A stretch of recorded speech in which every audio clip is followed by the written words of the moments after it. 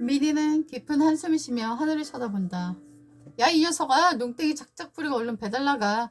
네, 사장님. 미니는 음식점 배달원으로 일하고 있다.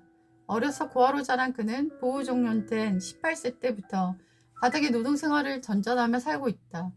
스시가게 사장님과의 인연은 그가 노숙을 시작했을 때 지나가다가 무척 기침을 하는 자신을 보고 어디가 많이 아프냐고 묻던 것이 인연이 돼서 이 가게에서 배달원으로 일하게 되었다.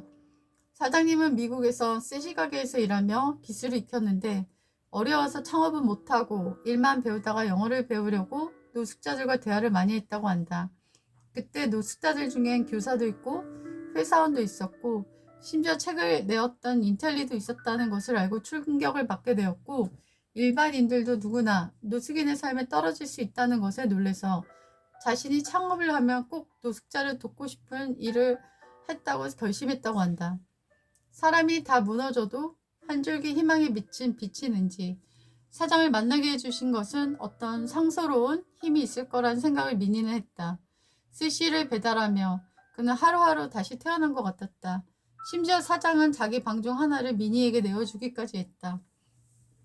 사연 없는 사람이란 없겠지만 미니는 사장에게 뭔가의 사연이 있을 거란 생각을 했지만 그것을 사장은 알려주진 않았다.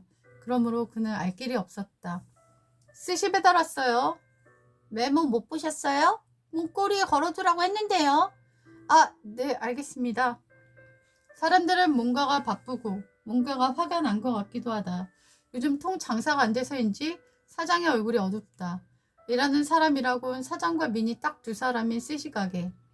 미니는 어떻게 하든지 잘 되게 하고 싶었지만 그의 능력이 작아 어떻게 해야 도울 수 있을지 막막할 뿐이었다.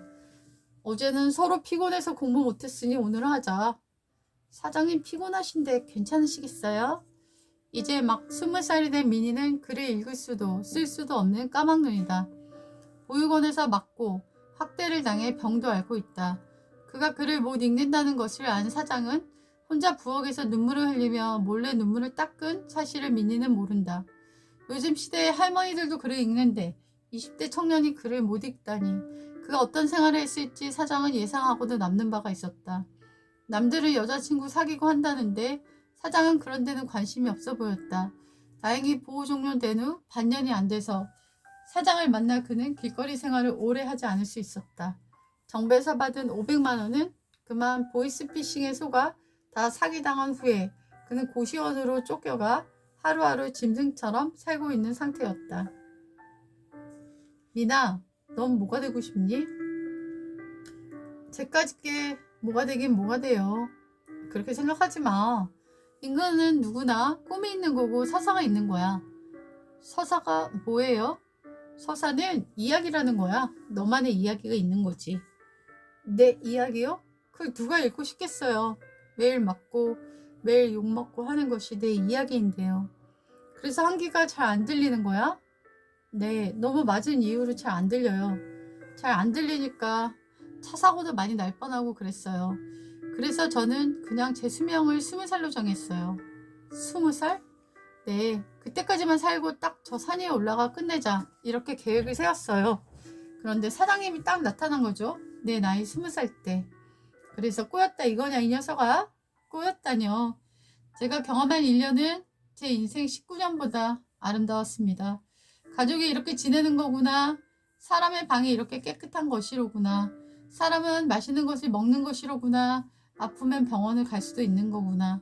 서로 존중한다는 것이 이런 것이로구나 하고 저는 인생을 배우고 있어요. 근데 사장님 뭐 하나 물어봐도 돼요? 야, 둘이 있을 땐 형이라고 하라고 했잖아. 진수형. 진수형은 왜 가족이 있는데 따로 살고 있는 것처럼 살아요? 엄마도 아빠도 있고 형도 누나도 있잖아요. 내가 그걸 어떻게 알았지? 고아들은 동물보다 강력한 본능의 힘이 있어요. 가장 극단적 상황에서 자라서 오감도 남들보다 발달돼 있죠. 형에 대해 아는 건 없는데 형이 그런 존재들을 가지고 있는 것을 느끼곤 있었어요.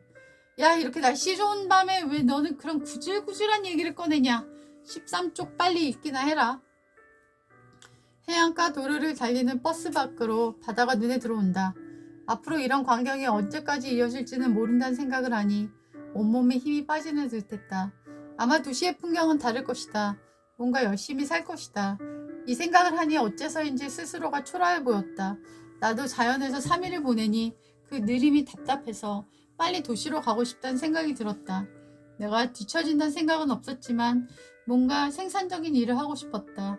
어서 빨리 버스에서 하차하고 싶었다.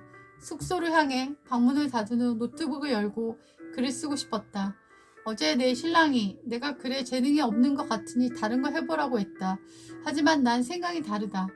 글은 내 모든 것이기에 결코 멈출 수 없다. 나는 무능한 소설가다. 과거는 잠시 어땠을지 몰라도 그건 아니다. 나의 저 작품이 이 사람들에게 알려져 작가의 자존감을 심어줬다. 몇 년간 그 기대에 부응하기 위한 발버둥과 몸부림이었다. 불행히도 내게 주어진 재능은 어중간했다. 나는 실패했다. 나를 무시하는 사람들의 입을 다물게 할 작품. 모든 사람들이 인정할 작품을 쓰기 위해 내려왔다고 말할 수는 없었다. 글 쓰는 것이 일이 되고 부담이 되면 더 이상 속도가 나지 않는 것 같다. 형은 왜 이 소설을 좋아해요? 그 마을의 소설을 쓰는 법, 이 책을 읽고 뭔가 무기력하지만 다시 힘을 내고 싶었던 우시몽님의 서사가 좋았어. 그리고 왠지 내가 그 존재가 된 듯한 몰입감이 좋았고. 몰입감이 뭐예요? 아, 뭔가 빠져드는 느낌을 말해. 넌 뭔가 빠져드는 거 없니? 아, 전 파지 줍는 어른들이나 길에서 맞는 아이들, 가게에서 업신여김을 당하는 사람들을 볼 때 빠져들어요. 그게 왜 빠져드는 것 같은데? 아, 그냥 모르겠어요. 그 모습이 익숙해서 그런 것 같아요. 그래? 너가 그들의 모습에 몰입감을 느끼는구나. 아마 동질감 때문일 거야. 동질감은 또 뭐예요? 같다는 느낌이야. 그렇다면 형도 우시몽님처럼 무기력함 속에 뭔가 힘을 내고 싶은 거예요? 뭐? 너 학교 안 나온 거 맞아? 며칠 전 배운 것 중 기억나는 거 있어? 행복을 배우는 덴마크 학교 이야기가 자꾸 생각이 나요. 그 책에서 뭐가 생각나는데? 캐치를 만든 질리안 린에 대한 정신과 의사의 말이요. 와, 너 이름까지 정확히 기억하는구나. 저는 제가 좋아하는 서사는 잊지 않거든요. 와, 오늘 배운 단어인 서사까지? 따님은 전혀 문제가 없고 무용에 재능이 있으니 무용학교로 보내십시오. 그녀의 재능을 못 알아보고 그녀가 뭔가 무능한 사람, 약한 사람으로 본 게 너무 화가 났어요. 그래, 너도 재능이 굉장히 많아. 한번 가르쳐주면 다 외워서 얘기할 정도니까. 전 배우는 게 좋아요. 하지만 배워서 뭔 소용이 있을까요? 그게 무슨 소리지? 세상에서 날 존중하는 사람은 오직 진수형 한 명뿐인데요. 다 절 천하게 취급해요. 너같이 멀쩡한 애를 누가 그렇게 취급한다는 거야? 매일매일 느껴요. 고아 배달원은 가장 바닥에 살아간다는 것을요. 그렇지 않아. 짐 캐리도 노숙자였어. 근데 햄버거 하나를 4조각 내서 먹으며 일주일을 버텼다고 해. 그에게 인생 반전이 있었듯 내게도 비칠 태양이 있는 거야. 매일 당하는 불쾌감은 내게 희망이 없다라는 걸 생각을 들게 해요. 그건 내가 못나서 당하는 게 아니야. 내가 아직 약하기 때문에 넌 점점 강해질 거고 그 강함 속에 쉬는 사람들이 많아질 거야. 진수형은 아마 신이 변해서 온 존재일 거예요. 설마. 나 화장실도 가는데? 화장실 가는 신이라 너무 재밌는데요? 둘이는 시간 가는 줄 모르고 공부를 했다. 진수는 뭔가를 줄 수 있어 기뻤고 민희는 세상을 알아가는 게 즐거웠다. 하지만 진수는 마냥 이타적인 사람이 자신은 아니라는 것을 알고 있었다. 손님! 그럴 리가 없어요. 저희가 분명히 18피스 맞춤을 해서 다 모았거든요. 어떻게 3피스가 떨어져 나갈 리도 없고요. 손님은 소리소리 지르고 있었다.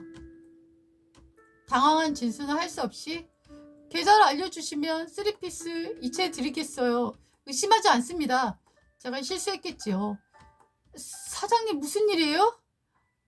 아, 18개가 아니고 15개가 들어있었다고 따지는 말이었고 포장 안 뜯긴 사진까지 보내왔어. 그거 자기들이 다시 포장하면 되는 거잖아요. 그 작은 돈으로 부자 되려고 하나? 그게 문제가 아니야. 기분 나쁘다고 의심당한 것을 맘카페랑 후기로 쓰겠다고 난리야. 결국 공짜로 먹겠다는 속셈이지. 저번 달도 그런 일 있었잖아요. 이놈들 상습범인 것 같아요.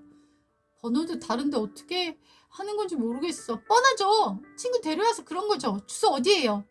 가을 빌라 501호. 맞네, 맞아. 저번 달 5만 원 해먹은 놈들이네. 그래? 네가 배달 가니까 잘 알지. 대낮에 음악 소리 크게 들리고 젊은 음악이 들리고 있어서 평일에도 일도 안 하는 백수들이구나 생각했어요. 사장님, 이번 달도 당하시면 안 돼요. 그럼 어떡하게? 싸우셔야죠. 손님이랑 어떻게 싸우냐? 전에 가르쳐주신 마틴 루터킹 목사님 이야기 있잖아요. 그는 흑인이라는 이유만으로 차별받고 박해받은 것을 싸웠잖아요. 그 손님과 싸우세요. 책과 어떻게 실제 삶이 같으냐? 너는 보육원에서 세상과 차단되어 오래 살아서 사람들 얼마나 사악한지 몰라. 매일 맞고 살아. 귀도 안 들리는 제가 사람들의 약함을 모른다고요? 미안하다. 상처 줄 생각은 없었어. 사장님은 제게 상처 준 적이 없으세요. 사장님, 제게 맡겨주세요. 저놈들과 제가 싸울게요. 우리 가게 문 닫을 수도 있어. 저만 믿으세요. 미니는 젖을 손님들과 맞짱을 떴다. 미니는 잡초같이 자랐기 때문에 세상에 무서울 것이 없었다. 잃을 것이 없는 사람은 무서운 것이 없는 법이다. 그들은 후기로 난리를 쳤고 맘카페의 그 가게는 악마가 운영하는 것이로 둔갑해서 그리 올라와 몇백 개의 악플이 달리고 있었다. 다음날 가게 손님은 극단적으로 줄었다. 미니는 글을 썼다. 안녕하세요. 저는 폭풍 스시에 일하는 강민이라고 합니다. 올해 20살이고 보육원에서 맞고 자라서 한쪽 귀는 못 씁니다. 그러니 주무하실 때 부디 못 알아들어도 2번 말씀해 주시기 바랍니다. 저는 18살 보호 종료되고 500만 원을 받고 길로 나왔습니다. 보이스 피싱을 당해 전 재산을 잃고 길에서 누수를 하던 중 폭풍 속에서 사장님을 만났습니다. 사장님은 방 한 칸을 내어줬고 심지어 일자리도 주셨고 또 밤이면 공부도 가르쳐 주셔서 제가 처음으로 글눈을 뜨게 되었습니다. 제 맞춤법이 엉성하다면 용서해 주십시오. 문자 생활이 겨우 2년째라 그렇습니다. 전 한 번도 배운 적이 없고 학교를 다닌 적도 없습니다. 고아의 생활이 어떤지 궁금하시는 분이 있다면 언제든 연락 주시면 리얼로 알려드리겠습니다. 글재주도 없는 제가 이렇게 글을 쓴 이유는 저희 사장님의 결백 때문입니다. 얼마 전 큰 이슈가 된 폭풍 스시 가게 이야기는 다 거짓입니다. 저번 달도 저들은 거짓말로 꾸며서 5만 원어치 무료 음식을 먹었습니다. 이번 달도 18피스를 15피스가 왔다고 거짓말을 했고 천사 사장님은 3피스 가격을 보여드린다고 했는데도 결국 전부 무료로 먹으려고 협박을 했고 이게 생활의 전부인 사장님은 또 당하려고 하셨지만 저는 진리가 땅에 떨어지는 걸 도저히 참을 수가 없어 이렇게 글을 썼습니다. 형, 누님들 부탁입니다. 저희 사장님은 길냥이 같은 저를 거둬주신 분입니다. 그분을 악마로 만든 저 같은 사람과 전 끝까지 싸우겠습니다. 전 20살 때 이 동네 뒷산에 쓸쓸히 죽으려고 했던 놈입니다. 이런 저에게 태양이 되어준 저희 사장님의 진실을 제발 믿어주십시오. 그의 피 맺힌 메시지는 사람들의 마음을 울렸고 사람들은 폭풍 스시를 돈줄 내자고 난리가 났고 글을 올렸던 진상 손님들은 글을 지우고 탈퇴했지만 미는 캡처본을 가지고 경찰서에까지 갔다. 폭풍 스시란 가게 명으로 그대로 올렸기 때문에 그들은 명예훼손으로 고소가 가능했고 결국은 승소해서 보상비까지 두둑히 타게 되었다. 미나, 어떻게 그런 용기가 난 거야? 내겐 경험이 없으니 책에서 배웠어요. 마틴은 학교에 들어가기 전에 집에서 글을 읽는 법을 배웠다. 어린 시절 그는 흑인 지도자에 대한 책을 읽었다. 마틴 루터킹에 대해 내가 가르쳐준 것보다 더 많이 하는 것 같은데? 사실 잠은 5시간으로 줄이면 책을 읽었어요. 그래서 그렇게 가게에 있을 때 피곤해 보였구나. 죄송해요. 읽고 싶은데 시간은 없어 잠자는 시간 줄이는 수밖에 없었어요. 왜 그렇게 책을 읽고 싶었니? 이유는 모르겠어요. 난 경험이 없으니까. 그것도 부정적 경험밖에 없으니까 좋은 경험을 얻고 싶었어요. 아침마다 내 생각 안에 들어오는 폭력자들 때문에 내 정신이 고통받는 것도 힘들었고 그래서 미치도록 몰입할 것이 필요했어요. 사장님도 요즘 드론 가지고 엄청 돌아다니시잖아요. 왜 그리 꽂히셨어요? 현실이 답답하니까. 이 가게 하나 운영한다고 집을 사거나 결혼할 수 있을 것 같지도 않고 그래서 헐헐 날고 싶으셨어요? 원래는 운동도 하고 싶었는데 골프는 돈이 많이 들더라고. 내 형편에 돈 많이 드는 취미는 어려울 것 같고 말이야. 책 읽는 게 적성에 맞니? 내 얼굴마저 지적으로 보일 정도다. 에이, 설마 그러려고요. 아니야, 요즘 내가 쓰는 어휘나 말에 깜짝 놀랄 때가 많아. 오히려 내가 너에게 배워야 할 것 같은데? 청출 어람이지? 푸른색이 쪽에서 나왔지만 쪽보다 더 푸르다? 와, 너 모르는 게 없구나. 아이, 그럴 리가요. 5년 후. 네, 폭풍스 시입니다. 네? 신춘문이에요? 미니요? 지금 배달 갔는데요? 네, 알겠습니다. 전화 드릴게요. 사장님 다녀왔습니다. 미나, 너 신춘문예 응모했니? 사장님 어떻게 하셨어요? 내가 뽑혔다고 전화가 왔어. 내가 전화가 안 된다고. 아, 5통이나 와 있었네. 02번호이라서 스팸인 줄 알았어요. 도대체 뭘 쓴 건데? 소설이요. 소설? 혹시 내 얘기 쓰진 않았겠지? 영감을 받았지만 임으로 하진 않았어요. 근데 왜 소설을 쓰게 된 거야? 난 전혀 눈치 못했는걸? 전 뽑힐 거라 생각을 안 해서 한마디도 안 했죠. 창피하니까요. 한번 전화해봐. 궁금하지 않니? 상금도 있는 거야? 1등만 1억 원 받고 2등부터 작가 되는 거니까 상금은 없어요. 진수는 무척 초조한 마음이 들었다. 혹시 1억을 미니가 받아? 독립하고 가게를 그만두면 어쩌지? 이젠 민수가 더 미니를 의지하고 있었다. 감미는 멋진 25세의 청년이었고 장애 등급을 받아 군대도 면제를 받아 앞길이 창창했고 자신은 50살 된 한물간 사내였기 때문이었다. 미니야, 어떻게 됐어? 저랑 돈이 연관이 있겠어요. 2등 먹었대요. 그래? 아까워서 어쩌니? 그래도 2등이 어디니? 대단하구나. 감사합니다, 사장님. 사실 뻥이에요. 뭐가? 제가 1등이래요. 소설 제목이 뭐니? 흙탕물이요. 축하해. 너무 대단하다. 바로 인터뷰를 내일 가야 해서 일을 못할 것 같아요. 서울이라 새벽에 올라가서 오늘 출발해서 서울에서 자고 인터뷰 가야 할 것 같아요. 죄송해서 어쩌죠? 아이, 하루 일당 직원 쓰면 되지 뭐. 돈은 있니? 사장님이 주신 월급 모아둔 게 몇천만 원이나 있어요. 언제 갈 거니? 서울 자리를 몰라 헤맬 수도 있어. 오늘 올라갈게요. 진수는 불안한 마음이 들어 인터넷을 찾아보았다. 보육원 출신의 천재 작가 탄생, 미남의 20대 젊은 작가 탄생, 화려한 글들이 마음을 산란하게 했다. 만일 미니가 떠나면 결혼도 못한 자신이 혼자서 어떻게 살아갈까? 미니를 아들처럼 생각하며 살고 있었고 미니가 지역 카페에서 인기몰이를 해서 잘생긴 배달 알바보로 여성 손님들이 문전성시를 이루고 있었다. 미니가 빠지면 가게 수입도 타격을 입을 것이 너무 분명해 보였다. 진수는 고민하느라 미니가 떠나는 날 한숨도 잠을 잘 수가 없었다. 지난 7년간 미니와 보낸 시간이 꿈같이 흘러갔다.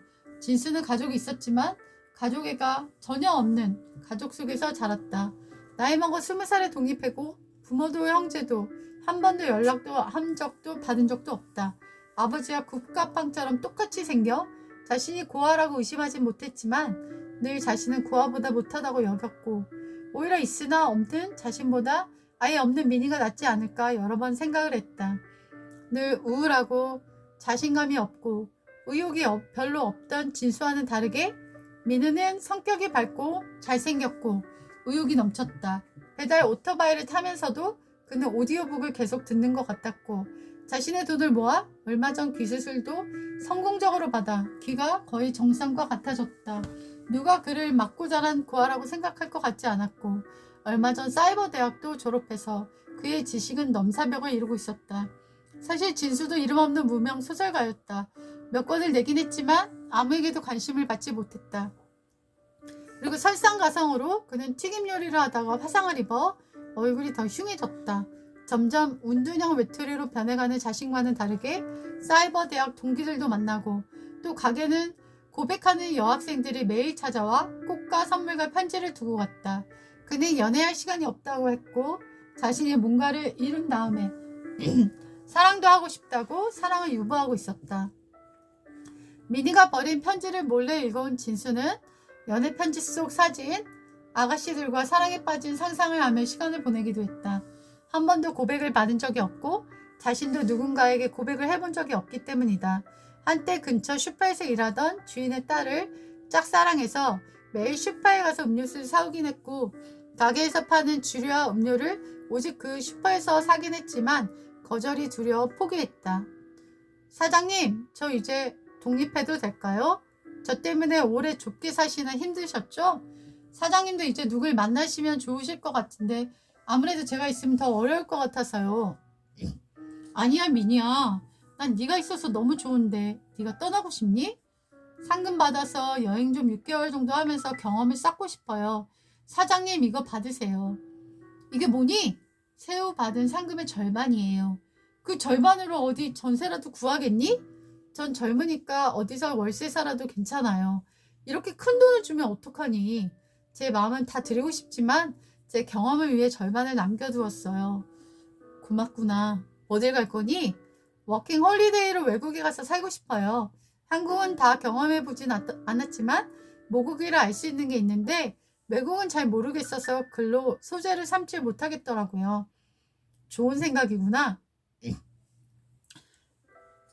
나에게도 계속 형이라고 부르렴. 아버지라고 부르면 안 될까요? 아버지? 슈퍼에서 일하는 누나 좋아하시죠? 그 슈퍼 매일 가시잖아요. 아니다 이놈아. 제가 두 번째 책 내면 형 얼굴 수술해 드릴게요. 요즘 기술이 좋아 화상 어느 정도 가리는 것도 있을 거예요. 이제 50인데 뭘. 100세 시대 50이면 꽃청춘이죠. 아버지라고 부를까요? 아니다. 난 아버지란 이름과 어울리는 성숙함이 없어. 더 멋진 어른을 찾아 그를 아버지로 삼으렴. 내 마음은 아직 너무 미숙해서 내 아버지가 될 수는 없을 것 같다. 김진수 작가님. 내가 그걸 어떻게? 우연히 청소하다가 봤어요. 천재 작가가 읽었다니 너무 창피하구나. 어쩜 전 김진수 작가님이 만든 살아있는 작품일 수 있어요. 아버지라고 불러도 될 때 허락만 해주세요. 아들로 살겠습니다. 너는 내 아들 삼기엔 너무 아까운 놈이다. 헐 이 시골 동네 있지 말고 제가 경험을 더 쌓은 후 형에게 인사하러 올게요. 그렇게 민희는 떠났다. 5년 후 진수는 슈퍼 아가씨랑 결국 결혼을 했다. 그리고 스시집은 그만두고 슈퍼로 살림을 합쳤다. 그는 슈퍼를 보며 글을 썼고 그 역시 끊임없이 응모하며 신춘문예를 당선하였다. 하지만 그는 어떤 언론에서도 주목받지 못하는 평범한 작가였다. 그러나 민희는 달랐다. 민희의 책들은 인기 작가의 대열에서 불티나게 팔리고 있었고 남자로서 완벽한 나이인 30에 이르렀고 그의 모습은 깎아놓은 조각처럼 아름다웠다. 유려한 그의 글만큼 흥미롭고 파란만장한 그의 인생에 대중의 관심이 쏟아지면서 그는 인간시대 휴먼 다큐에도 출연했다. 그는 최근 아버지라는 소설을 썼고 밀리언셀러에 등극했다. 진수는 호기심 때문에 그 소설을 샀다. 그리고 며칠 만에 읽었다. 그 주인공은 자신이라는 것을 알 수 있었다. 그는 화가 났다. 아무리 자신을 아름답게 그렸지만 자신을 주인공하는 것이 싫었다. 그는 고발 프로에 전화를 해서 그 방송 PD와 만나 민희에 대한 불편한 생각을 마구 쏟아냈다. 결국 그것은 방송을 탔고 천재 작가이며 인기 작가인 민희의 명예는 금이 가기 시작했다. 진수는 번호도 바꿨고 슈퍼도 다른 지역으로 이사를 갔다. 그의 추락을 민희를 보면서 기쁨을 느끼는 자신을 발견했다. 비맞은 새 같은 민희를 거둘 땐 한없이 사랑스러웠던 민희. 장성에서 멋진 어른새가 되어 하늘을 비상하지야 많은 새무리들이 환호했고 심지어 따르는 새무리들도 있었다. 그 탐나도록 멋진 새를 향해 힘껏 돌을 던졌고 그 힘센 새는 힘없이 추락했다. 피까지 흘리면서. 나보다 못한 근본이 나보다 나아지는 것을 볼 순 없지. 진수는 여러 언론에서 민희를 때리는 기사를 보았다. 자신을 거둔 아버지 같은 자를 떠난 배은망덕한 천재 작가란 글 등을 회심의 미소를 띠면서 봤다. 그런데 민희는 어떤 반응도 인터뷰도 하지 않고 그냥 잠적했고 절필하고 있었다. 진수는 남이 낳은 내 아들이란 책을 냈고 인간의 질투를 리얼하게 다룬 그 책은 공전에 히트를 쳤다. 그는 받은 돈으로 얼굴을 수술했다. 수술의 기술의 덕으로 그는 정상인의 얼굴을 되찾을 수 있었다. 하지만 진수는 아이는 갖지 못했다. 방송에서 여기저기 인터뷰가 들어왔고 그는 대중에게 알려지기 시작했다. 그는 슈퍼에서 일하는 날이 드물어졌다. 일주일에 단 하루만 일하고 나머지는 글을 쓰는데 전진하고 있었다. 그의 수업서는 미니의 소설들이었다.